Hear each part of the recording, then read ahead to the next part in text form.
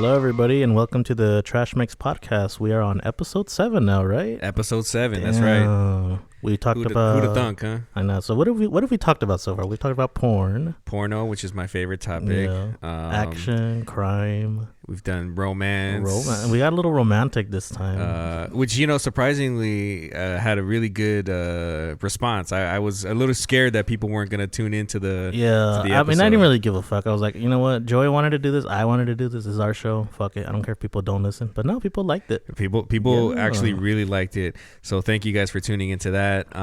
We also did Killer Dolls. Killer Dolls with your brother. Yeah, that's right. And then now we're moving on. To what? Well, we're going to start the new year off with a little bit of a... it's January Giallo, which shout out to Jim from Cinematic Void, because I think he's the one who kind of I feel like he spearheaded that movement. Yeah, he's the one that spearheaded it for sure. So we're going to do a little bit of a January Giallo Mexico style, and then we're going to pair that up with a rape revenge flick. Mm-hmm. Proto-slasher too. Proto-slasher, yeah, you could say that. So that's kind of why I wanted those two to be together. Obviously January Giallo, and then something that is predating that too. Which is this next movie, yeah. So let's start off. The first movie we're talking about is Muerte del Chacal, which translates to the death of the jackal. Yeah. This is 1984, right? Yeah, filmed in 83, and then released a year after. So it's directed by Pedro Galindo III and Pedro Galindo, right? So there's a little bit of confusion there. I've seen on the internet about who actually directed this. Pedro Galindo would be like the patriarch of the Galindo Empire, right? This is the granddaddy of them all, This is Ruben Galindo Jr.'s grandpa, Ruben Galindo Sr.'s dad. So yeah, it all begins with Pedro Galindo. And he was a Mexican composer. I think I've mentioned this before in another show. I think it was episode 2 we talked about it. Yeah. So Pedro Galindo, for those who don't know, big-time music composer from back in the day. He did Soy Puro Mexicano and La Malagueña. Everybody knows La Malagueña. Oh, yeah, absolutely, yeah. So that's what he's mostly known for. So obviously this family has been very talented for years with music. And then during the 60s, that's when they dwelled into film. And, of course, their heirs, like, Pedro III and Ruben Jr. came along and started making films. And so I also saw that this was produced by Eduardo and Santiago Galindo. So are they part of the Galindo Empire? Yeah, so Santi is the cousin of Pedro III. Cousin of Pedro. Okay, that makes Pedro sense. III, yeah. So they're all related. Yeah, so they're all part of the same family. And now, is Casablanca Producciones, is that a Galindo production house? That was one of the production houses. Yeah, they had like many names. There's that one, and then, what is it, Galubi or something like that? I forgot. They have a bunch, but that was one of the main ones when they first started in the 80s. Okay, so, it's a family affair, as I'm sure you guys have now started to kind of take notice in these Mexican movies, where there's a couple families here and there that have kind of taken the Mexican movie industry by storm. There's Galindos, De Andas, the Martinez, Cardonas, of course. Everybody knows Cardonas. But yeah, Galindos is like, I would rank them maybe second. I would say like top. Because Cardona is like I always say they're the top. They're the granddaddies of Mexican genre cinema. I think so. Yeah, I think that's a good statement. And after that, it would be, for me at least, I think Galindo, Yeah. Because they did a lot, even since they first started. It was just a bunch of comedies, dramas, but very strong dramas that people really liked. And then the 80s come, and then the grandchildren come. Yeah, I was going to say the younger Galindos are the ones who kind of spearheaded like the horror stuff. Yeah, because they were all horror fans for the most part, especially Ruben Jr., so yeah. They were of age when all like the 70s and exactly. And so they grew up watching. Yeah, they grew up all watching all those, and they're like, yeah, let's make those, since nobody else is, That makes sense. I mean, they brought the genre into Mexico. I saw that this was shot by Miguel Arana, who people would know, famously shot Don't Panic. There we go. Yeah. I mean, a plethora of other titles, but I think the majority of people would know Don't Panic because of, Vinegar Syndrome released it and everything. But music by Nacho Mendez, and I gotta say, this soundtrack was fucking sick in this movie. At first I thought it wasn't him, because he often gets credited for the old George music that gets played. Oh, does he really? Yeah, okay. But this time it's not. This is actually all Nacho right here. There was he's known as like a jazz kind of bossa nova musician in Mexico, and he was in a group called H3O, which is like a progressive jazz group. Which they're actually pretty dope. So I was kind of surprised to see his name. I wasn't really familiar with him outside of this. His name is plastered. Like, if you watch more 80s movies, you're going to see his name. Nacho Mendes. But he's often credited for even just bringing in the old George music, which I thought was weird, but, it is what it is. I mean, as long as you don't have to credit somebody else, you give credit to one person. Yeah. Okay, and so it's also starring the Almada brothers, Mario and Fernando, starring Cristina Molina, who some people would know as Sexy Vanessa.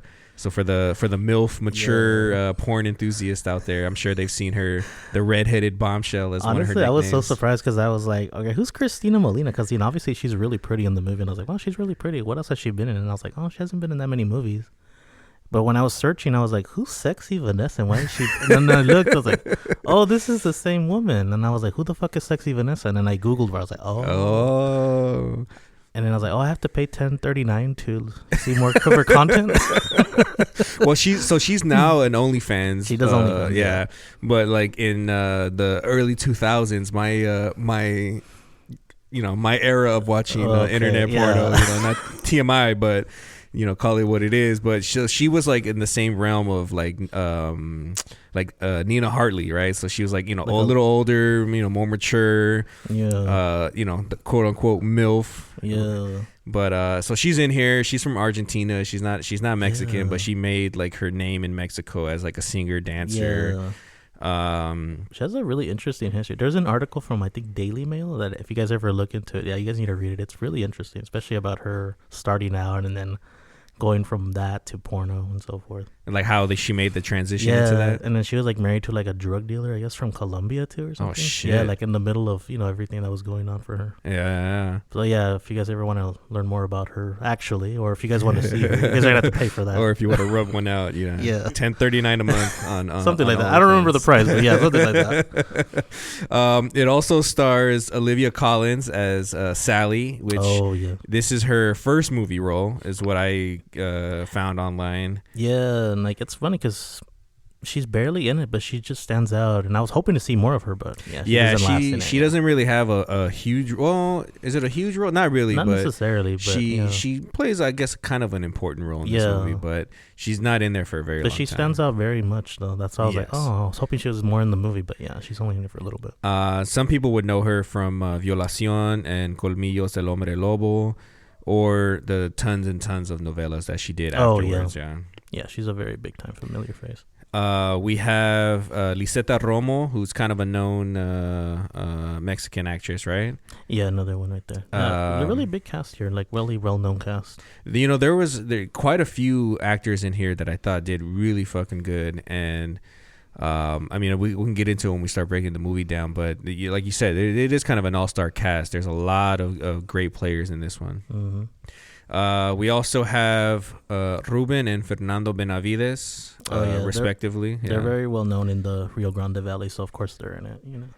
And so, okay, you said the Rio Grande Valley. You want to talk about that a little bit? Because I know this was shot in Brownsville, right? Yeah, so it was filmed around Brownsville, Texas, and then the Port of Brownsville, which is obviously not far, and then Port Isabel, which is like a resort beach town type of thing. Like in Brownsville or in that area, the Rio Grande Valley. And then where the ship location from the movie, it was in Port of Brownsville.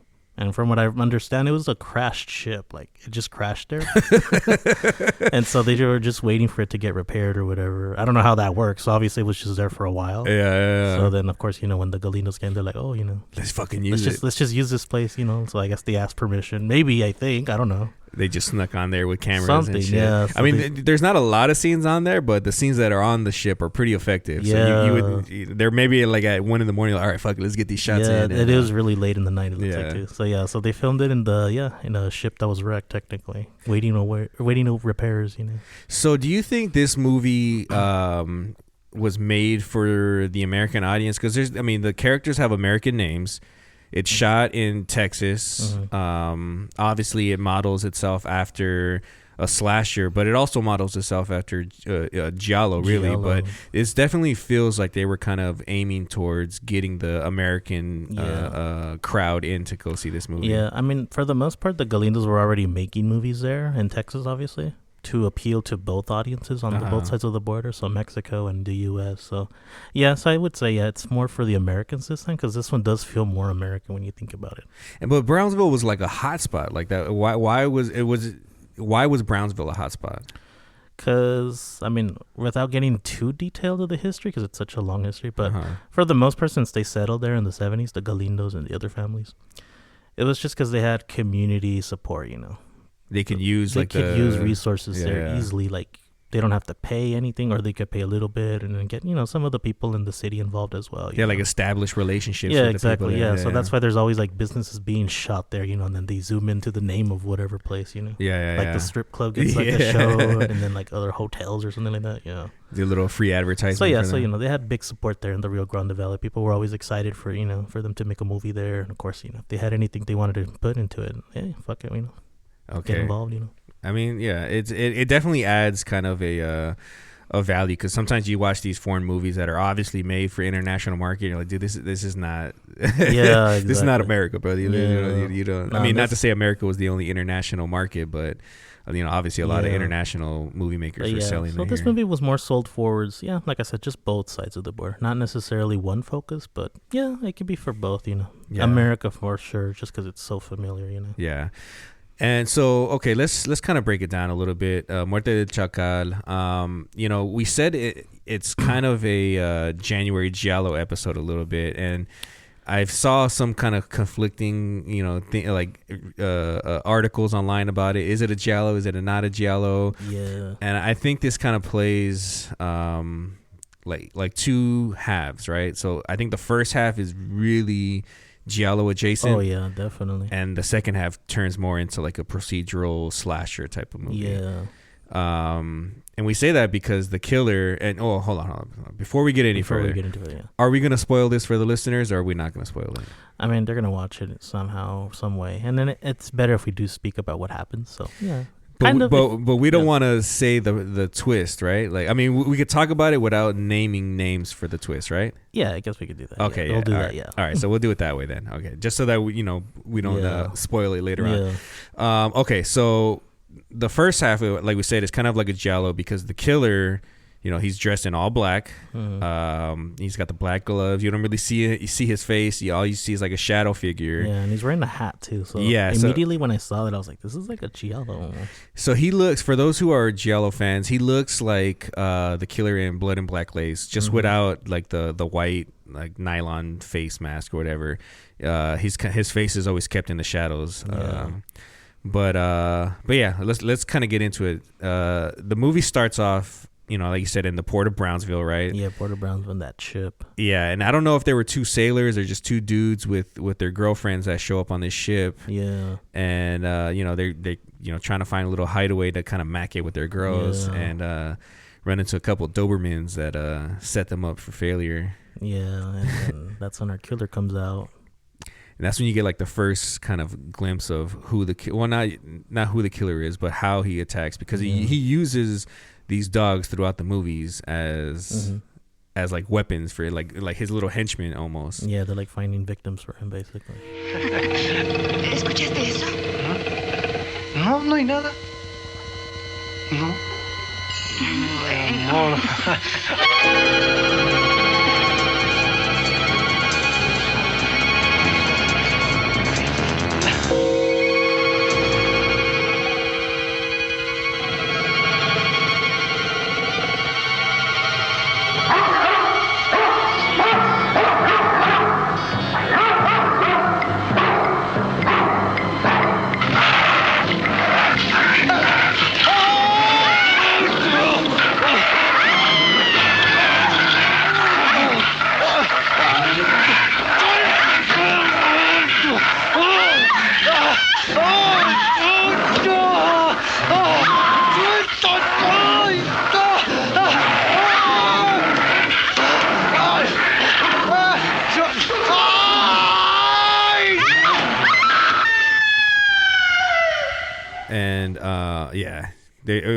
And they like incapacitate them so that he can come and finish the job. He doesn't have to exert himself too much, right? That's true. Yeah. And then it kind of cuts into the second scene which I thought was actually really effective. It's like outside of a motel, and she was a prostitute, right? She was leaving the motel, and the killer kind of stalks her a little bit. She's walking by like the docks or something, and he stuffs her into a locker. Or was it a locker or like a storage locker?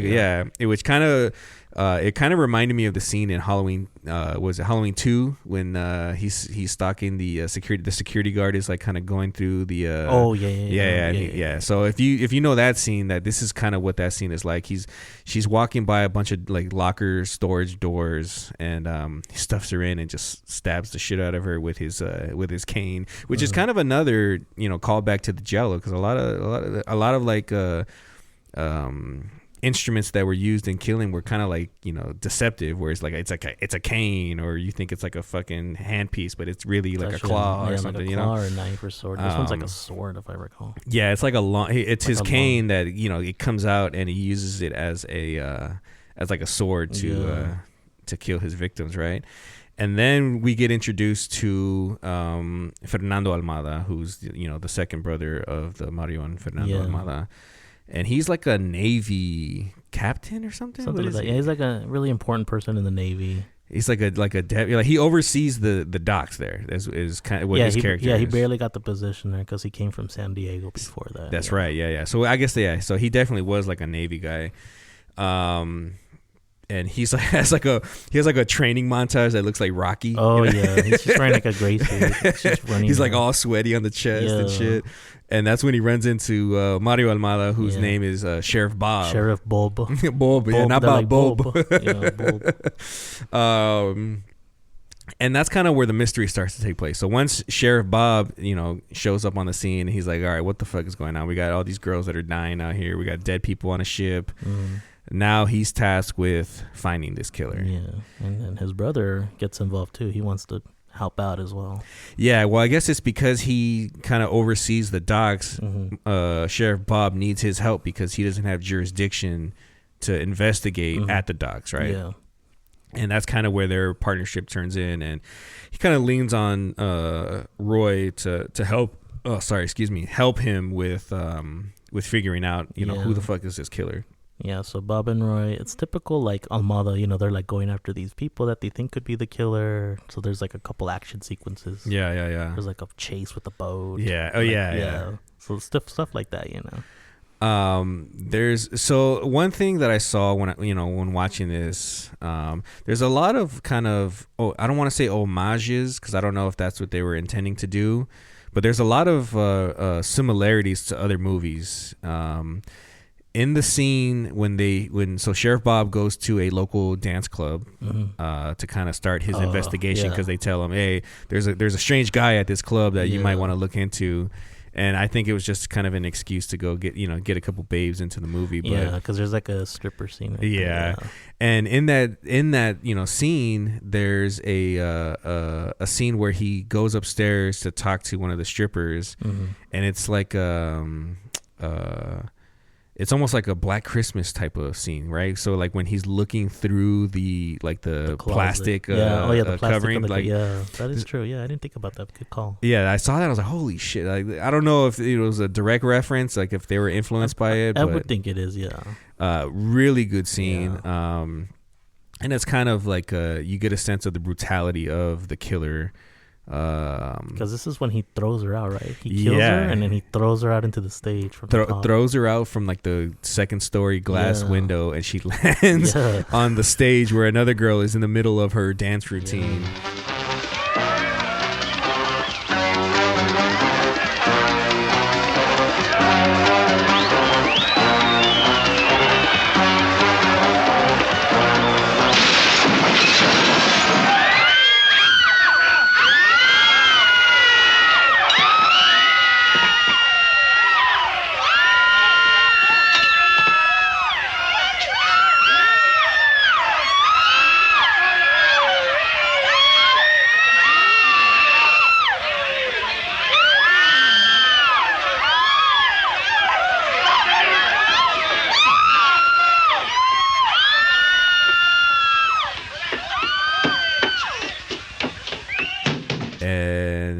That's when they are like, okay, we we didn't find the killer here. We didn't find any answers.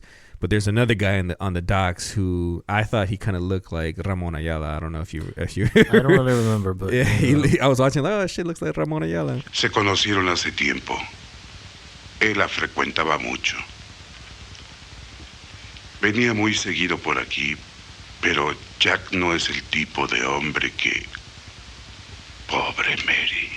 ¿Dónde podremos encontrarlo? Creo que tiene un barco anclado en el muelle. ¿Cómo se llama el barco? El Delfín.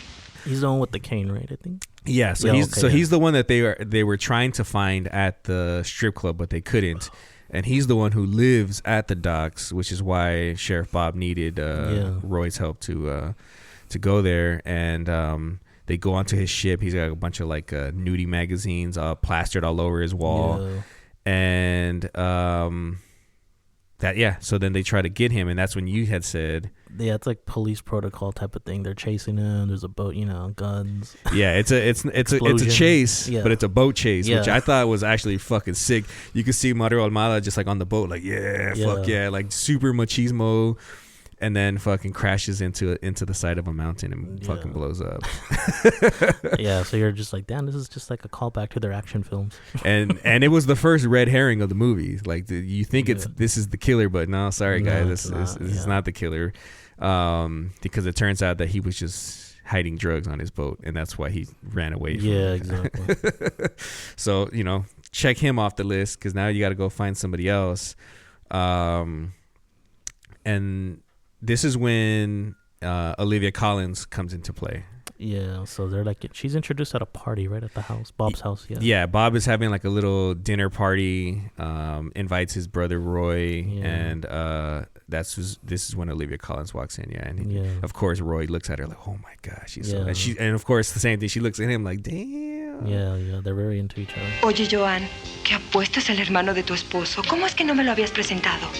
Ay, Sally, tú nunca vas a cambiar.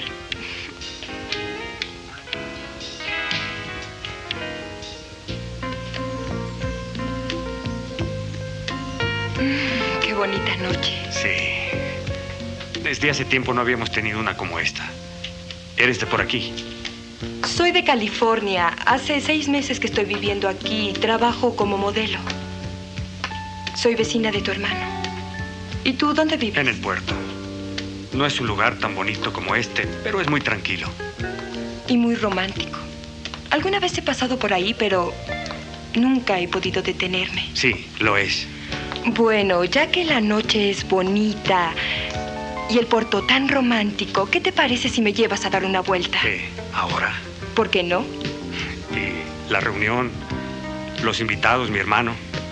Desde que se inventaron los pretextos. Nada. Conozco muy bien ese refrán. So then they decide to she's like, all right, let's get out of here, like fuck this party. Let's go have our own little party. And he takes her to the boat. Yep, the infamous boat, and they get stalked by the killer. And this is kind of like the turning point, because we find the identity of the killer at this scene. Yeah, at this point, you're already like, oh shit, this is the killer. Yeah, so they get to the boat, and it's actually a really good scene. There's like the music on there, which I'm sure medium music cues or something. Mm-hmm. And they're kind of trying to find a place to hook up in this boat, and then the fucking killer shows up, and there's like hanging hook. It almost looks like a boiler room dungeon from like a Freddy Krueger movie or something. Something like that, yeah. Or Texas Chainsaw Massacre or something. I don't know. Yeah, but, yeah. And so that scene happens, and then it pivots, right? Mm-hmm. It kind of pivots back to Sheriff Bob, and now he's like, fuck, my brother was, attacked. Mm-hmm. My brother's girlfriend was attacked, and now he's like, I really got to figure out who the fuck this guy is. Yeah. And that's when we learn the backstory of Roy, that he was, in San Diego. And then something similar happened over there too. So he was like familiar with, things like that happening. Yeah, and I guess he was like I don't remember if they said he kind of was part of like an investigation over there about the killings that were happening in San Diego. Something like that, But yeah, so then they're like, all right, well, now Roy really needs to be involved because he has firsthand experience trying to catch some kind of sex maniac killer in San Diego in his time there. Yeah. So that's when they set up like this whole ploy of, all right, we're going to go undercover. We're going to, try to lure this killer in with one of our deputies, who's Liseta Romo. She's Sergeant. Was it Garcia? I think Sergeant Garcia. I think it was Garcia. And she's, very, very beautiful woman. So no surprise they would try to use her. So they dress her up all scantily, and she's prowling the streets of Brownsville, trying to get his attention. Yeah, the port of Brownsville. And so I guess this is kind of where the movie turns. It turns from a giallo into the procedural part. Mm-hmm. And there's actually really dope scenes in this part of the movie where it's nighttime. There's like fog coming in from the bay or whatever. Yeah. And you get a lot of shadow shots of the killer who's out there. He's got his top hat on. He's dressed in all black. He's got his cane. Yeah, you see more of him right there. Yeah, really fucking good shots there. And that's when we discover who the killer is. Mm-hmm. I guess it's interesting. I mean, I kind of knew already. I don't want to set people up after if they listen to this and go watch it. I don't want to steer them into thinking who they think it might be. But if you pay close enough attention, you can probably figure out the twist. It's not too crazy of a twist. Yeah. But yeah, so if you go in it without really knowing nothing, you're like, oh shit. Yeah, I mean, I guess it can take you by surprise when the moment hits, because you don't really expect, even though you might think you know who it is, you don't really expect it. And I think that's kind of the part that I thought really kind of leaned into being a giallo, right? Yeah. The twist. Uh-huh. And I don't know. I mean, I thought it was effective, but the only problem with, I guess, divulging who it is at this moment is now you have a second half of a movie to kind of unravel. So how do you move forward after you've already identified who the serial killer is? Yeah, basically the other half is just like, the killer's out again, and then you find out why the killer's like this, and it's pretty interesting stuff. I thought it was very interesting. Well, I mean, basic stuff, but it's basic. But I mean, at the same time, a lot of these like sex maniac killer movies, giallo movies, it's always some kind of sexual trauma involved. There's some kind of Oedipal complex where a kid is in love with their mother, or they saw their mom, cheating on their dad, or saw their dad, someone, it's always some kind of violence and sex intertwined, and that's kind of triggered their own little. I guess their own little mania of whatever. And so the second half, I think, kind of loses a little bit of steam. Because I could see what you mean, yeah. Because at that point, you already know who the killer is. Now it's like, all right, now what? Like, it's... So now it's just like, okay, he's escaped. Yeah. After Bob, goes from there. Yeah, so the killer, they figure out who it is. They arrest him, but he doesn't go to prison. He goes to a mental hospital. Yeah, and there's a couple cool scenes there. Like his escape scene is it's funny, but it's also pretty. I think it was executed pretty well. Yeah. The killer escapes his room by kind of tricking his guards into coming in. Kind of like this scene reminded me of Terminator 2, even though it was before Terminator 2.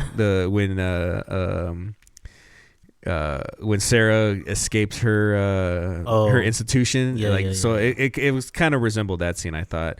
But now the killer wants revenge. The killer wants to kill everyone who arrested him, caught him, and sent him to the mental hospital.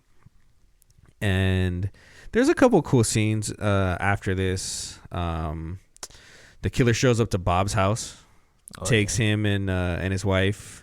Back to the boat, yeah. Always that boat. Yeah. I mean, that the boat is going to play an important part of the movie because it's literally the first thing you see is this fucking boat.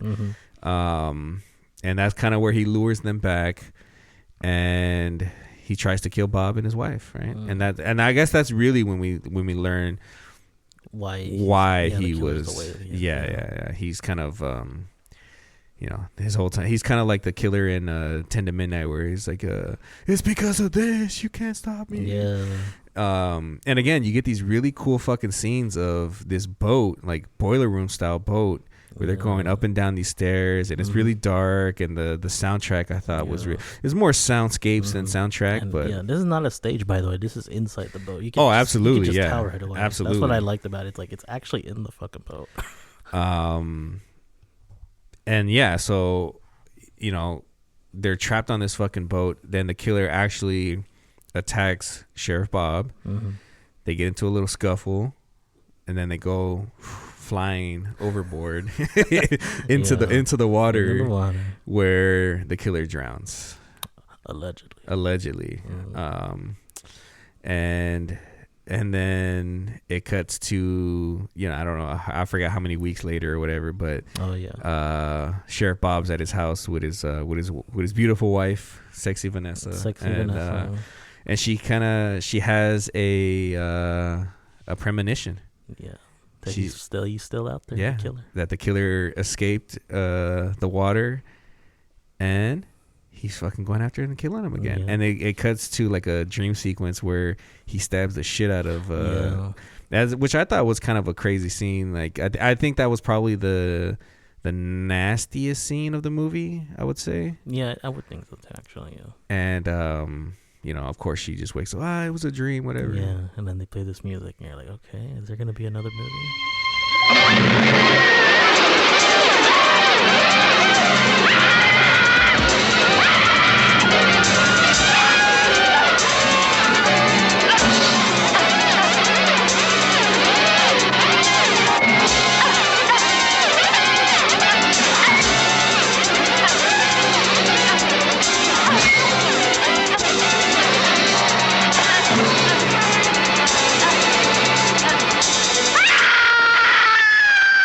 ¿Qué te pasa, mi amor? Tranquilízate. Debes haber estado soñando. Tranquila, ya. Sí. Creo que fue una pesadilla. Ya. Tranquila, ya. Ven. Ya.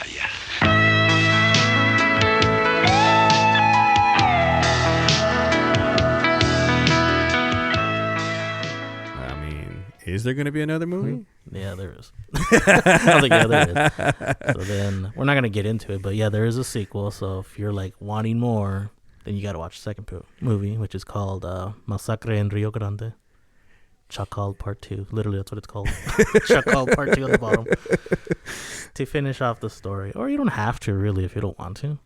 Look, I'm going to say this. I think I actually liked Masacre en Rio Grande better. That one had a lot more kills, I think, too. It was it no longer plays as a Giallo. This is like a straight up slasher movie. For sure, yeah. But it's so fucking gory. Like, yeah. I mean, the first scene, he's like drilling some dude's fucking face in. Yeah, I even forgot about that until recently when I revisited. I was like, damn, I forgot how violent this movie is. It's so violent. And so that was when you sent it to me, that was the first time I had seen Chacal 2. Yeah. And I fucking loved it, honestly. It's really good, I would say that they're both kind of equal. Like, yeah. The only issue I would have with Chacal 2 would be that it's kind of like Silent Night, Deadly Night 2, where it's just like a rehash of everything that just happened. For the most part, yeah. They just added a couple kills, a couple characters, but it's literally like, all right, it's the same format. It's the same format. That is true. It even ends similar in a somewhat way too. Well, it ends in water again. It ends in water, and it kind of ends kind of open-ended again. Yeah, like, another open-ended. Like if they were gonna make a Chacal 3, which there wasn't. Sadly. Yeah, but there is a remake that not a lot of people know. I don't know. Did you watch it? Or I did watch the remake. Yeah, Chacal del Puerto. So funny enough, there is a remake which was in '96 called Chacal del Puerto. This wasn't by the Galindos. This was by Gilberto de Anda, who actually wrote the first movie, the Chacal. So it was interesting to see that. And that one, it's cool, but it was still missing that charm from the first movie. Yeah, it's kind of rough around the edges. Yeah, this is straight up like low budget, and it's like Veracruz, I think. Yeah, they didn't film it in Texas. Yeah, was it Veracruz? I think it was Veracruz. Yeah, it was Veracruz. Yeah. But if they can find it, if you guys can find it, I think it's worth a watch. I mean, it's kind of cool to kind of, I guess close that loop of the Chacal series. Yeah, there's a Chacal series. Yeah, I love the first movie. The first movie is like one of my favorites. That's one of the first ones I remember watching as a kid with my dad too. So it's a really close to heart, I guess you could say. Yeah, absolutely. Definitely one of those movies, so I fucking love it. And I loved it because, like you said, it's kind of a Giallo adjacent, which I love Giallo movies. Yeah, like later on down the line, that's when I started realizing, like, this seems more like a Giallo. Yeah. Not so much a slasher. It's straight up Giallo. And then sure enough, other people caught on that I saw in reviews. They were like, yeah, this is like a Giallo sort of. So here we go. The first Mexican Giallo. I would think so, yeah. Because I can't think of another movie like this that predates all this stuff, Other movies, there have been movies about killers, hiding in the shadows or whatever the fuck, black. But not as formulaic as like a Giallo. Yeah, Chacal. This one definitely had all the traits as a Giallo would have. The Black Club. I mean, the only thing they were missing was some J&B, but I'm sure in that scene inside the club, they were probably drinking tequila or mezcal or something. That, There might have been a J&B bottle or something. But yeah. The J&B enthusiasts, you guys can watch it and dissect each scene and see if you can find it. I liked it because there was, like I said, there was a lot of callback. Well, I don't know if I want to call them callbacks, but a lot of references or / homages to other horror serial slasher movies of the time. And one thing that I thought kind of separated it a little bit in my eyes was that I feel like the killer kind of had like a Frank Zito maniac vibe to him. Yeah, I would think so. Like he's like, there's scenes where he's like super sweaty and gross and like, the like, killer does sweat a lot. It's just I don't know. I watching it, I was like, all right, this movie's fucking sick. I started writing down all the things that I thought were references, and I was like, I think the general population would fucking love this movie. Oh yeah, if this gets on Blu-ray, which it may or may not, as far as I know, but if it does, this is gonna be a favorite for a lot of people, I think. Yeah, I can definitely see that, and it would be dope to have Masacre in Rio Grande as like an add-on, like either a special feature or maybe its own release, like as like a double set or something, kind of like the Intrépidos Punks. But if even just the one, it's fine, Yeah, I mean, because I know people are gonna love this first movie for sure. Yeah, I think it was fucking dope. Okay, so let's move on over here to Ultraje. So this is the second movie, which is a rape revenge and then a proto-slasher, kind of like I told you beforehand. I was like, yeah, I kind of want to throw this one in there with Chacal, just because it's kind of a proto-slasher.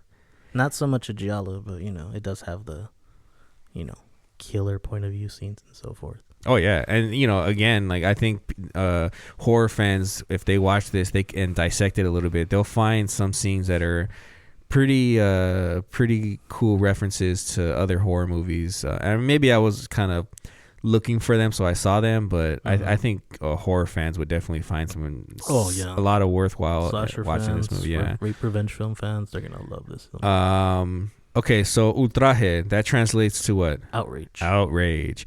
And so this is a 1977 movie, right? Yeah, they shot it in 76 and then a year later 77. And so it runs at a brisk 73 minutes, right? It is very short. Yeah, I was like surprised. At first I thought maybe the copy I had was short, but no, this is the whole movie. And those who have been listening and following along, or those who already know me, know that 73 to 77 minutes is the perfect runtime. Right, yeah. And it really does, because you kind of breeze through this. So it was written and directed by Raúl Fernández. Yeah, very interesting filmmaker that not a lot of people talk about, especially in Mexico. He has like a really big history. He was born in 1923, and then his grandfather, like when he was like a little kid, gave him a film projector, just to play with or whatever. And he really loved it. Like he just played all kinds of little movies on it. And his uncle, it turns out, was a set maker for Hollywood films. So okay. Yeah, so he was like already, exposed to film stuff, at a young age. And then his parents, they opened up like a theater or like a projection room to show movies in Oaxaca. Is that where he's from, Oaxaca? No, he's from, I didn't note that down, but he's not from Oaxaca, but he's lived in Oaxaca for a while, from what I recall, yeah. And then when he was like a teenager or like a young adult, he studied radio and film in LA. Then he came back to Mexico as a film exhibitor. Then that's when in 1966, he made a movie called La Carcachita. It's like a family movie. Uh-huh. And then who knows, and 10 years later, he makes this rape revenge. So, I mean, is there a reason why it took 10 years for him to do another picture? Or I think what it is, I mean, he was already making movies after that, but it's just like when 77 came, that's when he started his career in genre stuff. You know, like a lot of really serious stuff, action and like dramas, horror and so forth. Yeah. Ultraje was one of his first ones into that stuff. And kind of crazy, if this is your first genre movie, I mean, you got some fucked up things going on in your mind. I mean, this was an American co-production, so it wasn't all his idea. I wonder if the American version was like the drama side of it, or was it the rape revenge? I think it was the drama and then the rape too. Yeah. The drama for sure, because the way it starts, it's like in LA, if I recall, Hollywood. Because it doesn't look like Mexico. It doesn't look like Mexico. Only when they go to we'll get to it. Yeah, we'll get to it. Yeah.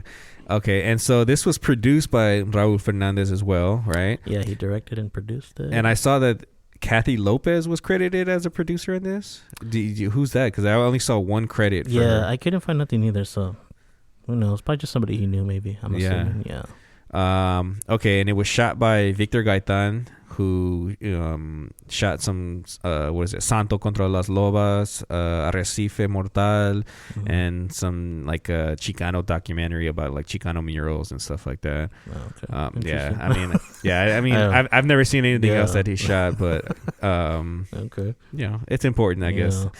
Starring none other than Troy Donahue. Yeah, that caught me by surprise. I was like, Troy Donahue, the summer and place guy? Yeah. Who, he had a very, very solid career in like the late 50s into the 60s. Yeah. And Teen Idol, all the girls wanted him. Yeah. And then the late 60s, that's when his career kind of went downhill. Kind of with his life too, because his personal life kind of fucked up his career too. Well, what was I don't know too much about Troy. So I was reading about him the other day too, because I wanted to because a rehash of everything. So so what it was is, of course, Warner Brothers was already in decline, I guess, for that kind of stuff for him at least. Teen Idol, All American Boy image or whatever. Blonde, blue-eyed guys. Yeah, so and then at the same time he was already kind of dwelling in alcohol, drugs, wanting to party all the time, owing money to not paying tickets and shit like that. Yeah, so he was always just getting himself into some trouble. So he was always losing money, didn't have his contract with Warner anymore. So that's why when you look at his filmography, he's just making all kinds of random movies. Just needed to get paid. Exactly. That's how I was like, why is he in Ultraje? And then I was like, oh, that makes sense. Somebody probably offered him the role. They're like, hey, do you want to be in this Mexican co-production? Like, yeah, fuck it. I need money for some coke and weed. Because by then he was living that hippie kind of life too, I noticed too. Oh, he was shit. Kind of a... What is that word for hippies? It's like the whatever life. I don't know. Hippies.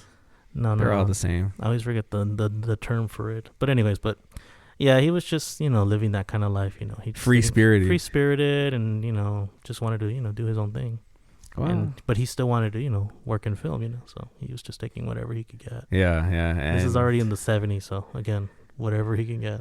Well, yeah, and whatever he can get, he definitely got something out of this one. And then, do you notice in the movie, he just does not look right. He looks very janky. Even though he's supposed to be like a professor, he does not look like a professor. Oh no, not at all. Yeah, no, he looks definitely not. He looks so just out of it. He's definitely, he's definitely had some rough days. He definitely doesn't seem like. This is not the summer place guy. Yeah, because this is this is another tale of two movies. I think the first half is like a drama. The second half is where we get into it. Yeah.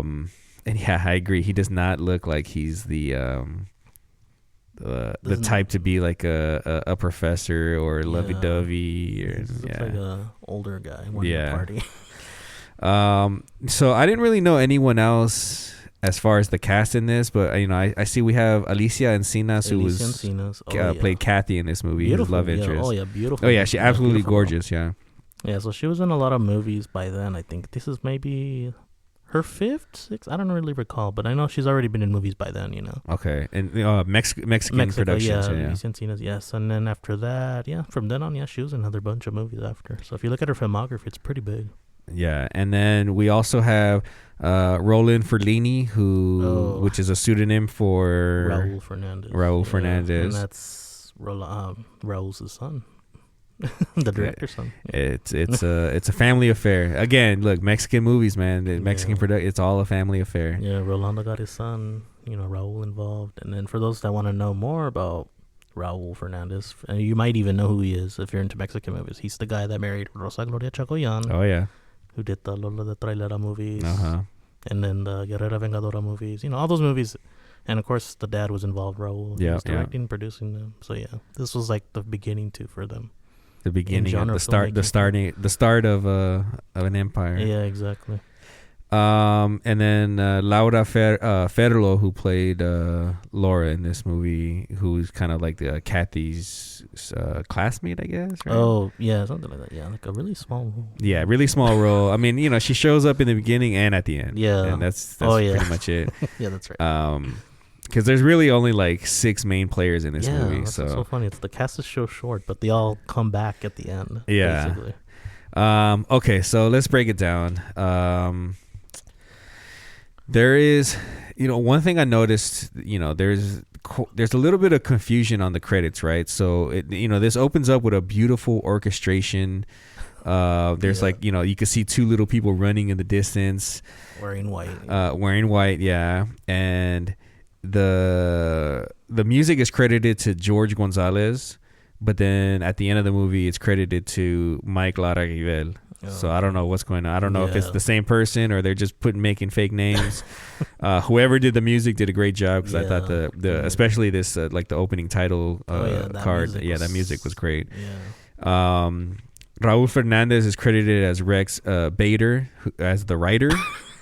I noticed that. Yeah. Yeah. I don't know what's going up with that.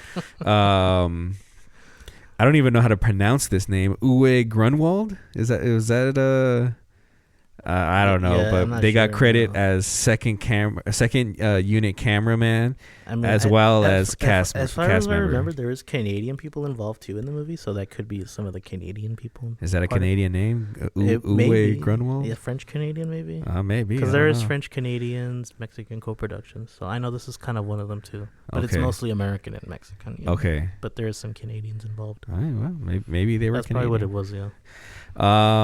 Okay, so with all that aside, all the confusion there, this movie opens with Troy Donahue kind of teaching a class about like, I don't know if it was like impressionist artists or something like that. Yeah, he's like an art teacher. So he's one of those guys. Who's basically not a real teacher to begin with. Yeah. Fucking liberal arts degrees over here. No disrespect, guys. But that's probably why he picked the role, now that I think about it. It was probably easy for him, honestly. He's called Daniel in the movie, by the way. Daniel, Professor Daniel, who calls out Kathy for not paying attention and kind of like really fucking drags her down in the class. Weird, because wasn't Kathy like drooling over him basically? She's just like staring at him, right? Yeah, kind of. And then he kind of just completely disrespects her, tells her that she needs to just leave the class. Like she's not really into art and she'll never be an artist. Yeah, he was such a dick. He's like, yeah, get out. And then one of the classmates is like, hey, that's not a way to talk to a lady. And he's like, shut the fuck up. You get out of here, too. You're a fake hunter. Oh, yeah. Yeah, because he's wearing hunting clothes in the class. He's like, why are you late? Wearing that's not what a hunter wears. Yeah. So he starts off on a sick one, just fucking ragging everybody. Yeah. No fue solo a la técnica de los artistas a la que se opusieron los críticos, sino también a los temas escogidos por estos artistas. Parece que todo lo que se requería del pintor era imitar la naturaleza, y la gran mayoría aceptaba esto, lo cual era absurdo. Sin embargo, en Inglaterra, 2 pintores llamados Constable y Turner tenían algunas ideas impresionistas. Por ejemplo, en el barco de vapor en la tormenta, donde Turner utilizó el impresionismo. Al mismo tiempo, había un pintor en París de nombre Monet, a quien le era familiar la obra de Turner. Juntos ellos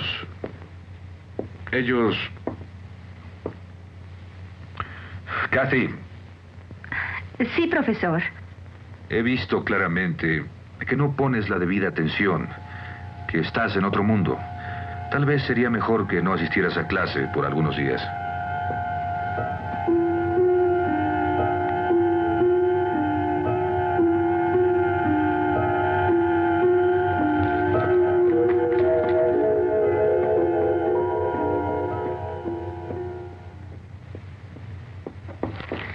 Profesor, esa no es forma de tratar a una señorita.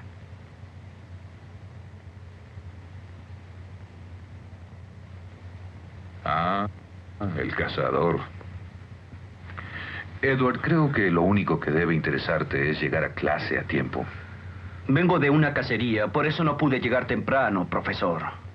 Le diré, no quería perder su clase, pero ahora no regresaré jamás. But then we learned that Daniel kind of has like a secret fling with Kathy. Yeah. So it's like, what the fuck? It was so weird. So I don't. The first time I watched, I'm like, what is going on in this movie? I think maybe he was jealous that she was out with I can't even remember his name, the fake hunter and Laura. Oh yeah, she was out with them because they're like her, her friends. Yeah, they're classmates. Yeah. Yeah, he got like some kind of jealousy involved. Yeah. And then we kind of get like a little flashback onto why he's so kind of bipolar manic, is that he had like a major accident that caused head trauma, but not physical head trauma, physiological head trauma. Yeah, a little different there. Yeah, he suffers from psychological harm and some other shit. I forgot. He was like talking to some doctor, and the doctor's like, look, man, there ain't nothing wrong with you, man. You're just crazy. Like, you need to get on some pills or something. And so he apologizes to Kathy. He goes to her house. Yeah, goes to the mom, like, I need to speak to Kathy. The mom's like, yeah, sure. Yeah, the whole movie's just weird. It's like, what? It's so unrealistic, but yeah. And so keep this in mind, guys. This is like this is still the first 5 to 10 minutes of the movie, and so he goes, apologizes to her. I love you, baby. Like I get these mood swings and blah blah blah. Yeah, and keep in mind, he's much older than Kathy. Okay. Yeah. He's definitely like what, 20, 30 years older, maybe. Oh, definitely. He's definitely much older than her. Yeah. And he basically tells her like, I was being mean to you so that you would hate me and break up with me, and kind of sounds like my ex-girlfriend, but crazy. Who does that? Who? I don't know, man. I don't get it. Kathy, quisiera que me disculparas. Lamento mucho lo que hice. Mírame. ¿No entiendes que traté de herirte para que me odiaras y así yo pudiera odiarte en lugar de seguir amándote? Danny, te amo tanto. Mucho. Mucho. ¿Estás segura? Pero, ¿por qué no quieres amarme? Hace mucho tiempo tuve un accidente. Los doctores dijeron que había una lesión cerebral. Pero hoy descubrí que no es así. Temía que mi personalidad y actitudes cambiaran. Mi amor. Tenía miedo de hacerte miserable. Sería imposible. Te amo demasiado. Me propongo hacerte muy feliz. And so she basically tells him, I love you too much, and I'll deal with your dual personalities. I need you in my life. Super sappy romantic drama. It almost feels like a made-for-TV drama. The first like 30 to 40 minutes of this movie. So then they agree. Fuck it. I'm gonna quit teaching and let's fly to Acapulco. Yeah. And I don't know if they even shot in Acapulco, but I mean, I know that scene definitely when they're flying into the bay. Right? Oh, but that's Acapulco. Yeah, that's for sure Acapulco. But I don't know if they shot anything else in Acapulco. Maybe the club, but I'm not sure. It's hard to tell. Yeah, it is hard to tell. Yeah. But they fly on a romantic trip to Acapulco. They go to like the club, like you said, and it's kind of like a was it like a bossa nova club, kind of lounge club, something like that. Then he gets into a fight there, right? Yeah, he gets into a fight there. And so there you go. That kind of comes into play, right? And he goes his romantic side, and then he flips, turns the switch, and he becomes an asshole. Yeah, he's like a violent asshole to be. And he just tells you, you know what? Fuck this. Let's quit the city life and let's move to a cabin in the woods. And she just says, yeah, all right, fuck it, let's do it. I'm like, damn, this is definitely Troy Donahue. Yeah, right? And that leads, of course, to a very awkward, like, 10-minute sex scene between... And she's already pregnant by then, because remember, they're in the cave, remember? Yeah, they're, like, exploring the woods, and they go to a cave. And then that's when she's talking about, the baby. And they're like, really? Like, he's all happy. And then that's when they cut to the sex scene. You're like, wait, what? And shouldn't it be the other way first? And maybe it was intended that way, and they just, in the editing room, they flipped it or something. Who knows? Because the sex scene is very long. It's literally 10 to 15 minutes long of just them hooking up in the cabin. It's like, they already made the baby. They're making it again. And then it just cuts to Kathy giving birth to this baby inside of this cabin, like a home birth. Yeah. So it kind of goes all over the place. And so this is kind of when the movie takes a turn, or like at least begins to kind of turn here, because Kathy ends up, she has the kid or whatever. She takes the kid out to like the river or something. Yeah, they're just like, having a normal day like always. Yeah. They're chopping wood, and then she's just playing with the kid. And then I guess we learn that they're kind of starting to industrialize that area. They're kind of, they're building roads. Yeah, building roads, chopping down a lot of the trees and stuff. And 3 workers from that crew kind of veer the course and get drunk. And I guess one of those is Raul Fernandez's son, right? The main goon, I guess you could say. Yeah, the main guy. Yeah. And so they get drunk. They kind of drive off course. They're gonna start smoking some weed. And they run into Kathy and this little baby, and they decide, fuck it, we're going to rape her. Yeah. And it's a pretty nasty thing because they just go at it, Yeah, it's, I don't want to talk too lightly about, rape scenes and stuff like that. I know people are very sensitive to that topic, but if you don't like that kind of violence in movies, or don't want to see it in general, you probably skip that part because it is a pretty gruesome scene. Yeah, it kind of reminded me of Last House on the Left, if anything. It has that vibe to it. It's very nasty. Yeah, it definitely. And I did see some people kind of say that this movie was like Last House on the Left. Which I can see, but yeah, it's definitely a pretty violent and pretty sleazy, rough rape scene. So please be mindful of that if you're gonna watch this movie. And that scene, this rape scene, it lasts like 10 to 15 minutes. It's pretty fucking long. Definitely pads the runtime, and I'm assuming that's why they made it so long and so violent. They just needed to get a little bit of runtime on this movie. But yeah, so so that's happening, and then Daniel, of course, he hears what's going on. He tries to fight those guys. Doesn't work out. They fucking knock him out. Yeah, they fuck him up. And then he's like in a frozen state. Like he's not even like knocked out. He's just like frozen. Like they hit him in the head or something. Yeah, and he's just like frozen. Like he's still with his eyes open and shit. It's fucking weird too when you see that scene. He's just there. I think I want to give credit to the filmmakers. I'm going to assume that they did that because of his mental state already, of how, he's kind of already fucked up mentally. But yeah, he does kind of sit there and kind of like freezes up on himself and trying to save his wife and his kid. And then that's when Kathy inexplicably just jumps off the mountain. Yeah, like she feels so bad about what happened, and then of course I guess she thinks he's dead, too. Oh yeah, you're probably right. Yeah. So then she just goes to the river, and then she just kills herself.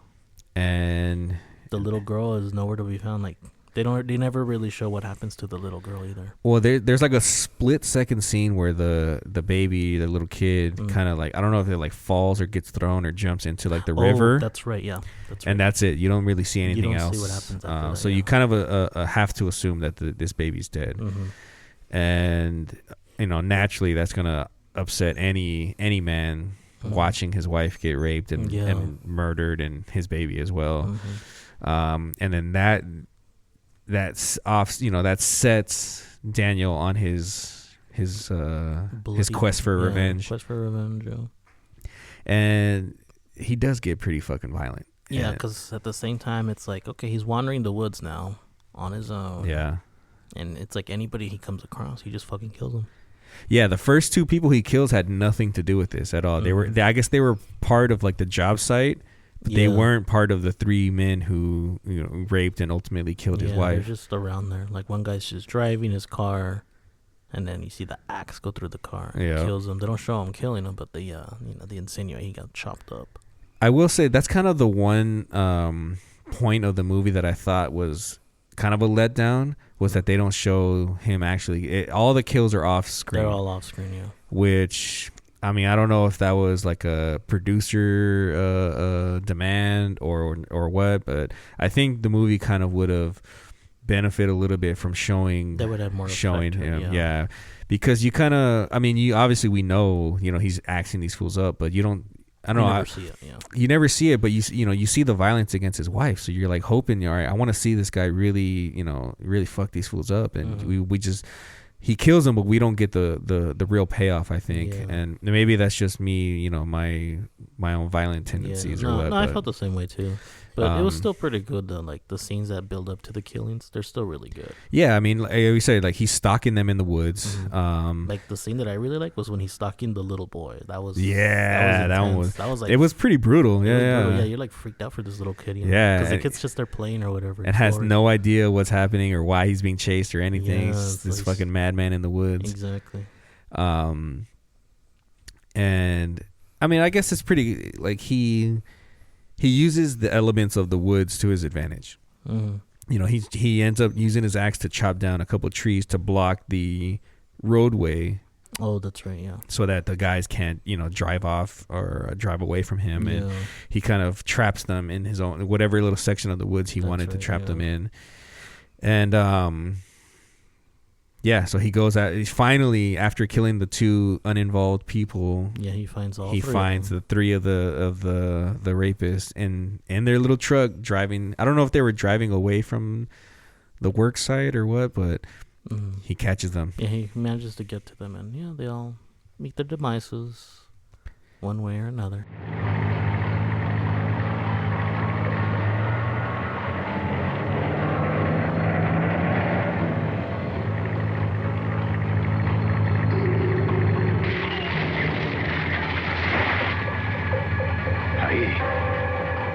Mira.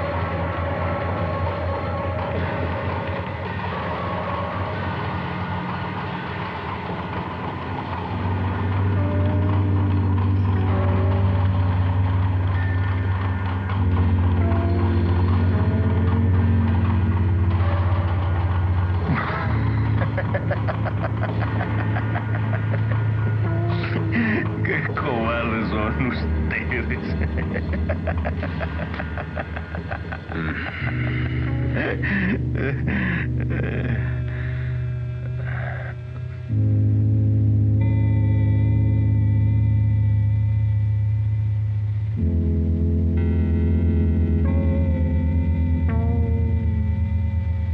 Vamos, cobardes, quitemos esa cosa del camino.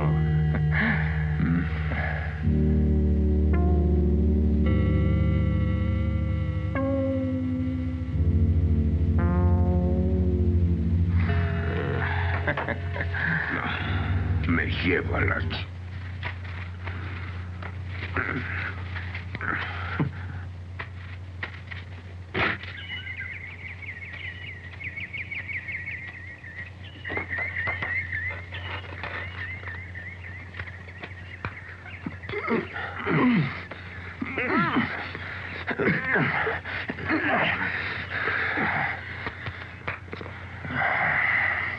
Tendremos que hacerlo nosotros. Sí, y antes de que llueva. And then the Texas Chainsaw Massacre sound effect comes in. That ching or whatever. Yeah. We'll play it right now. Yeah, actually, when that happened, I was like, oh, I remember you telling me that they had stole like the Texas Chainsaw Massacre soundtrack, and I was like, I don't hear this. I don't. And then finally it showed. The final kill. That's when they start playing it more. And the guy's just laughing to Raul Fernandez's character. He's just like laughing. I was like, damn, this is fucking crazy. And so he finally gets his revenge. He kills all 3 of the guys, right? And then it skips forward in time a couple of years, I would assume, something right? Like that, yeah. And we learn that Daniel's been living in the caves and in the forest over there, kind of just living off the land. This fucking bearded, disgusting looking Bigfoot dude. That's typical Troy Donahue look right there. It was a wig, obviously, and prosthetics. Oh yeah, but it was like this is still Troy Donahue style by that time. And then we learn that the daughter survived. She didn't actually die when they show her falling into the lake. I guess went upriver and was saved by none other than the hunter from the beginning of the movie. The student. What was his name? Roger or something like that? I can't remember. I wish I would have wrote it down. I completely forgot. I don't remember. But Roger. Yeah, Roger. No, not Roger. Hank, I think. Hank. I think Hank. I don't remember. I can't remember his name. He had like an American name, obviously. Yeah. But so he's now with Laura, the other girl in class from the beginning of the class. They're now married. And they've adopted the little girl. Because while he was on a hunting trip, he found this girl by the riverbanks and was like, "Oh, we got to save this girl." But Laura's pissed off. She wants a kid of her own. She kind of resents this fool for caring more about this, feral child that they found instead of having their own child. Sí. ¿Cuánto ha cambiado? Sí. Ya hasta comienza a parecerse a él. Oye, cambiemos el tema. Laura, ya me cansé de oír la misma cosa una y otra vez. Pobrecita. Por favor, Laura, no seas así. Debías alegrarte de tener a Claudia. Además, algún día tal vez tú y él lleguen a tener hijos propios. Sí, es verdad. Supongo que es porque le pone más atención a ella que a mí, Mary. Bueno, eso es duro. Pero él hizo lo correcto al adoptarla. ¡Hey, Ed! ¿Dónde dices que la encontraste? Ahí abajo, junto al río. Estaba inconsciente. Y cuando me di cuenta que seguía viva, le di respiración artificial. Y despertó. La trata como si realmente fuera su padre. ¿Y por qué no? Además de ti, es todo lo que él tiene. Laura, tu actitud con esa niña no es natural. They're having like a picnic or something at the riverbank. Yeah. And she kind of skirtles off a little bit and runs into Troy Donahue. He's been in the woods the whole time. He's just been waiting, and he realizes that it's, oh shit, that's my daughter. And so he takes her back to the takes her back. Yeah. And then, we get a sappy, sad ending from there. It's yeah, so he takes the kid, and they think he just child abducted this little girl, and turns out that they shoot him. The hunter shoots him. He's not a fake hunter anymore. He did a kind of a good thing. He got rid of the killer that was stuck in the woods. Yeah, I guess so. At the same time, he killed a man that was, driven to this. And I think that's like and I would like to hope that it was by design, that this movie kind of feels like two different types of movies, because the main character obviously has this, disability. I don't know if disability is the right word, but he has this mental issue where he kind of flips, right? He's like good and bad. Yeah. And I don't know, maybe that's just me trying to be Siskel and Ebert and read a little deeper into the movie, but no, it feels like it is like a deep movie. It's not just like a hack 'em, rape revenge type of movie. There is more to it than that. Yeah. That was the thing about this movie. A bit silly at times too, but Yeah, you could say that. Yeah. But I think overall, people would enjoy this movie. I know it kind of got blasted on Letterboxd. People weren't really fucking with this movie, but I thought it was pretty decent. Like I said, it's only 73 minutes, so it's not like you're wasting a lot of your things. You're not watching a fucking 3-hour Marvel movie and hating it, It's funny because one of the endings, the ending that I have in my copy doesn't have it, but there is an ending where it says, after everything's over, there's like a cut scene, and there's like a text that says, "The ultimate rape is the tortured brain." Oh shit! Yeah, I don't remember seeing that. That was not, but I know in other copies that I've seen before, it has that text at the end. It's like, "The ultimate rape is the tortured brain." Interesting. And it's like, oh, that's interesting. Philosophical ass fools. They went, Damn. Well, I guess that explains the. So I guess his tortured brain was raped too. Yeah, I guess it's a human. I don't know what the word it is I'm looking for, but. But yeah, it's a interesting movie for so many reasons. Obviously, for one, I feel It's very serious, even though it's very silly at times. But it does have a very serious tone to it, kind of like Last House on the Left, you know. Yeah. It has that same vibe. It's like, hey, you know, we meet these characters, we kind of like them, but then when something fucked up happens, you're like, fuck, that sucks. Yeah. I want something bad happen to these bad characters. Yeah. Which does happen. And then, yeah, like I said, the scenes with the killer. I mean, obviously Daniel, you know, hunting, you know, people or whatever, killing them. Yeah. Felt like a slasher almost. The POV scenes, the scenes with the axe and everything. There is one scene that I wrote down on my notes that it's almost like a Friday the 13th ripoff, where I think it's part 5. I think when there's a shot where it's like you're looking from underneath the car and all you see is the axe and Jason's feet walking by. There we go. Yeah, that scene with the last, with the final kills. Yeah, I think that's part 5, Friday the 13th, part 5. Maybe, I don't know. Somebody correct us, but yeah, I mean, there's a lot. I don't know if I liked it as much as Chacal, but I do think that this movie kind of it serves a purpose, right? I mean, it's like you said, it's kind of like a Mexican proto-slasher. Yeah, and it predates all the slashers too. When I think of it, at first I kept thinking, oh, this takes a lot of inspiration from Halloween, but keep in mind, Halloween is 78.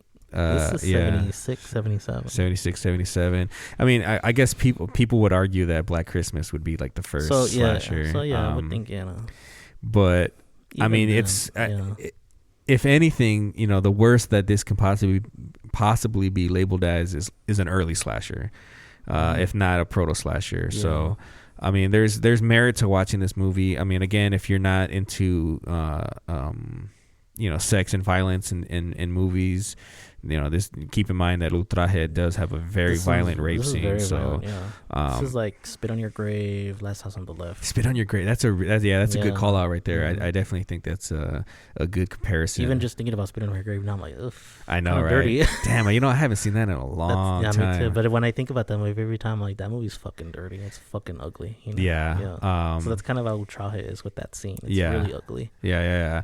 And I mean, I guess the warning to the viewers would be like, you know, it does have this scene, but like we said, the first like 30 to 40 minutes is like a straight up TV drama. So if that's not your vibe, then I don't know, but I think it's worth it. I don't know if anyone would ever pick this up to release on a Blu-ray.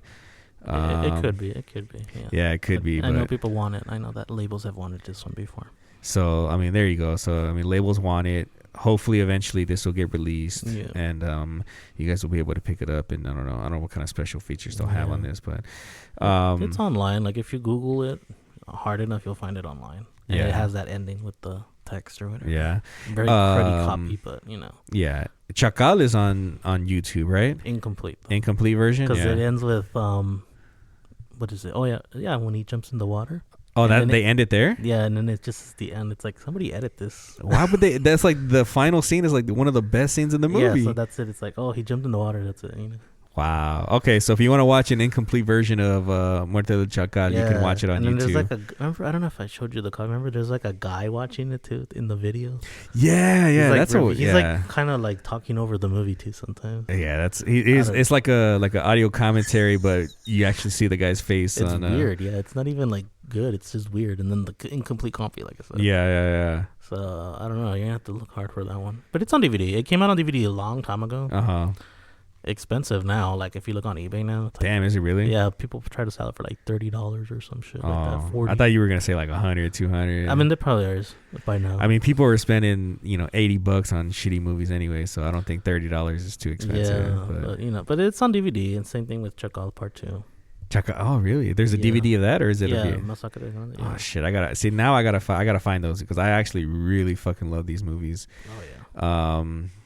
And I don't know, man. I mean, I guess that's kind of leave it up to the listeners if they want to seek these movies out and watch them. But yeah, so I'm looking right now on eBay for anyone who cares. Yeah, $29, $39 for a DVD. Oh, that's not bad. Or a VHS, $40, $35. Yeah, you know how I feel about VHS. Yeah. Well, I don't know. If people want to watch it, they can watch it. If not, listen to the podcast. It's readily available either way. Chacal's readily available. Are they English friendly versions? Nah. So, okay, so you got to know Spanish, guys. Know Spanish. Damn, one sold for $39.99. There you go. See, it's in high demand, yo. Somebody bought one for $4.30. Wow, somebody got lucky for $4. See, so you play your cards right, scour eBay, you'll find a deal on Chacal 1 or Chacal 2. Is Ultraje on a DVD or no? That's just a VHS. It's been only on VHS, which is on the Isela Vega video line. Oh, okay. She used to have her own video company. Yeah. So that's the copy I watched, actually, which was actually a bootleg, technically. Because a friend of mine, Quentin, by the way, shout out to Quentin. He's the one that actually made the copy for me. Oh, shit. With the cover and everything. What's up, Quentin? Yeah, Quentin, yeah. He's actually the one that gave me Chacal too, the remake. Oh, shit, so, okay. Yeah, so again, shout out to Quentin. Yeah. Shout out to Quentin. Quentin. And, so, like I said, great movies. January Giallo, our little kind of contribution to that. Yeah, hopefully people can watch this and kind of add it to their January Giallo list or feature watch list. I don't know. Maybe we can do a little collab with Jim or something one day. I feel like he would love this movie if he saw it. Yeah, shout out to Jim. Yeah, he would love this movie. Yeah, let's make that happen. I don't know. We'll reach out to him or something. Like I said, hopefully one day we'll get this on the big screen too or something. Shit. And so with that, I guess we'll end it here. Yeah, we'll end it here. And thanks again for everybody that listens, and shout out to Joey, of course. What up? Not Mike. I was telling Joey the story about how somebody thought it was Mike. I was like, no, Mike's the other homie. This is Joey. Hey, it's not bad to be compared to Mike, but I'm not Mike. Don't worry, guys. we'll have Mike. We'll have Mike on the show again. Yeah, Mike, you're coming back soon. Don't worry. You'll get a full episode where we won't have to cut out all the spoilers and everything. So, Mike, see it on 16 millimeter coming soon again. Go see some of his programming. Yeah. And then Jaime, of course, shout out to Jaime for having us record at his spot again. Woo woo. We're out here in West Covina Heights. He provided me with a Noche Buena beer. I don't drink, so I don't know. Bohemia, it looks good though. It is good though, yeah.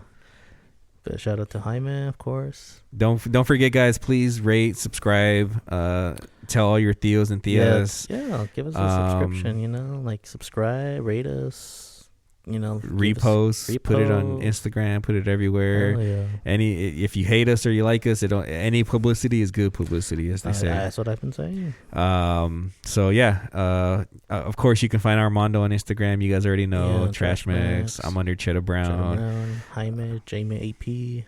Whoop whoop. Rendezvous is the homies. Rendezvous coming soon. We're having an event soon, so stay on the lookout for that. Oh, and then a new website in the works, by the way, new Trashmex website. Damn, let them know. It's gonna be coming in. When will we have this episode up? Like in another week or two, probably. Honestly, I'm gonna try to have this out on Monday. Okay, so even sooner. So by the time you listen to this, the website should be it'll still be in the works. It'll be in the works, but it'll be coming in the next 2 weeks. 2 weeks, maybe. Yeah, it'll be before the end of the month. So so new website. This one will have all the new bells and whistles, podcast material. I've seen screenshots and little videos of I'll the show website, you the rest after we're done. You guys are gonna be excited. It looks cool. Fucking sick. Yeah, it's gonna be a new cool layout, and of course, like I told Joey, it's gonna have more podcast related material, more posts, different kinds of posts. Even have Joey write, hopefully. Yeah, we'll see. Maybe I'll get my pen out and we can get something in. That's kind of the goal, is to kind of bring in new people into the website. Too, yeah. So we kind of do group forums or something. Nobody does forums. Everyone's on Discord or Reddit. I don't think I want to do Discord. I don't know, man. Discord is weird. I don't know if I never tried it, but people have met on there and have made friendships and marriages on there. Damn, on the Discord. It goes down in the cord. Apparently. Damn. But no Discord. I'm missing out on my future ex-wife, dog. I got to get on Discord. Yeah. Hey, who knows? Maybe there will be a Trash Mix Discord if we're ever good enough for that. But yeah. If the fans demand it. Yeah. But no, new website coming, and again, keep listening to the podcast, and please guys, rate, subscribe, tell everybody, whether you hate us or you love us. Exactly. Just tell people, because they might love us, you might hate us. It's all good, man. But we're doing pretty good for the most part. Oh yeah, I'm having fun. I hope you're having as much fun as I am. Yeah.